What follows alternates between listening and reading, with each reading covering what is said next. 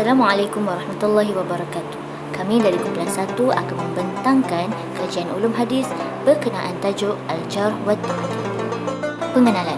Ulum hadis ialah satu gagasan ilmu yang mengandungi prinsip-prinsip disiplin dan kaedah-kaedah tentang hadis yang bersangkutan dengan sanad dan matan, serta boleh digunakan bagi mengkaji kebenaran sesebuah hadis sama ada ia diterima atau ditolak. Antara skop yang akan dibincangkan ialah pertama, definisi, kedua, sejarah kemunculan Al-Jarh wa Ta'dil, ketiga, martabat Al-Jarh wa Ta'dil, dan keempat, kitab berkaitannya. Definisi Al-Jarh wa Ta'dil. Al-Jarh dari sudut bahasa ialah tuhmahan atau kritikan. Dari segi istilah pula menyatakan keaiban-keaiban yang ada pada perawi dan dengannya akan tertolaklah riwayatnya sama ada tuhmahan tersebut pada keadalahnya, iaitu kepercayaannya, atau pada hafalannya. At-Ta'dil dari sudut bahasa ialah yang diterima dan adil, manakala dari segi istilahnya keadilan seorang perawi yang diterima riwayatnya. Ilmu ini menjadi tanda ukur bagi perawi-perawi sesuatu riwayat. Dengannya dapat dikenali perawi yang diterima atau ditolak hadisnya.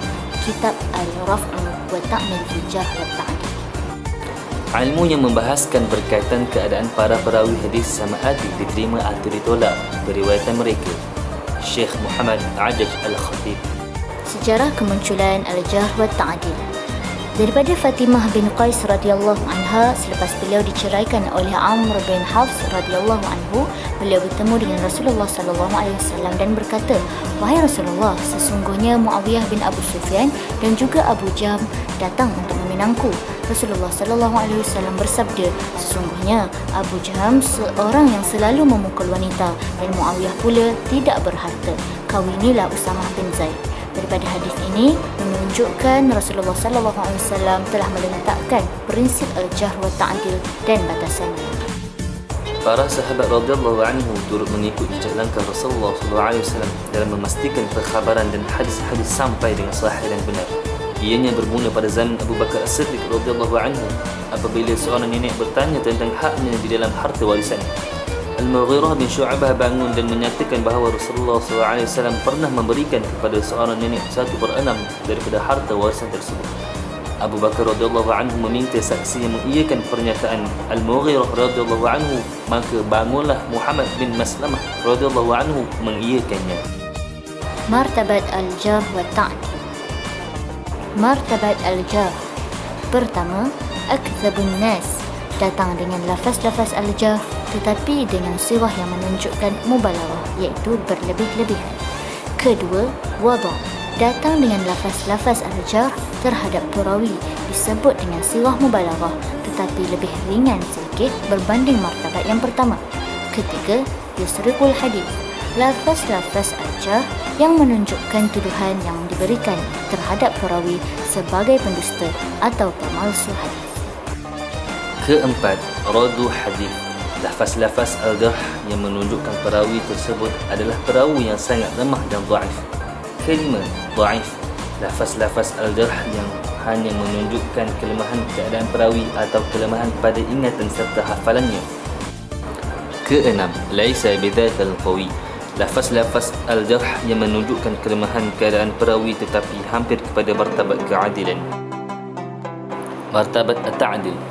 Yang pertama, atbatun nas, sifat yang menunjukkan keadilan, orang yang paling baik ingatannya.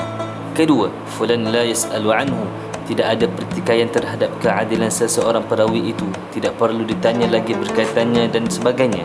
Ketiga, thiqah hafiz, thiqah, lafaz-lafaz ta'dil yang diulang-ulang, sama ada pengulangan tersebut berbentuk maknawi atau lafzi serta banyak hafalannya.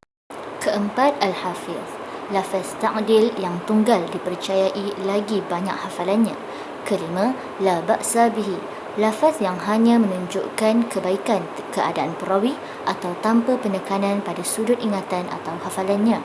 Keenam, laisa biba'id min as-sauti, lafaz-lafaz yang menunjukkan lebih dekat dengan lafaz Al-Jarh seperti tidak jauh daripada kebenaran atau boleh dipercayai, insya-Allah. Kitab Al-Jarh wa Ta'dil. Kitab-kitab ini membahaskan berkaitan ilmu al-jarh wa ta'dil yang membicarakan berkaitan keadaan para perawi hadis. Antara kitab-kitab berkenaan al-jarh wa ta'dil, kitab Tahzib al-Kamal oleh Imam Al-Mizzi, kitab Tahzib al-Tahzib dan Taqrib al-Tahzib oleh Imam Ibn Hajar Asqalani, kitab As-Siqat oleh Imam Ibn Hibban, kitab Ad-Du'afa wa Al-Matrukin oleh Imam An-Nasai, kitab Ad-Du'afa wa Al-Matrukin oleh Imam Al-Daraqutni, kitab Al-Jarh wa Ta'dil oleh Imam Ibn Abi Hatim Ar-Razi, kitab Ad-Du'afa Al-Kabir oleh Imam Al-Ukaili, kitab Al-Mughni fi Ad-Du'afa oleh Imam Al-Zahabi, kitab Tarikh Al-Asma' Ad-Du'afa wal-Kadhibin oleh Imam Ibn Shahin, kitab Ad-Du'afa oleh Imam Abi Nu'aim Al-Asbahani, kitab Ar-Raf' wa Takmil fi Jarh wa Ta'dil oleh Muhammad Abdul Hayy Al-Laknawi, kitab Dawabit Al-Jarh wa Ta'dil oleh Dr. Abdul Aziz Ibn Muhammad Abdul Latif. Berikut merupakan rujukan yang diguna pakai dalam kajian ini. Wallahu a'lam bis-shawab. Jazakallahu khair Ustaz. Moga Allah berkati kami dengan pengetahuan asas ulum hadis ini. Amin. Wassalamualaikum warahmatullahi wabarakatuh.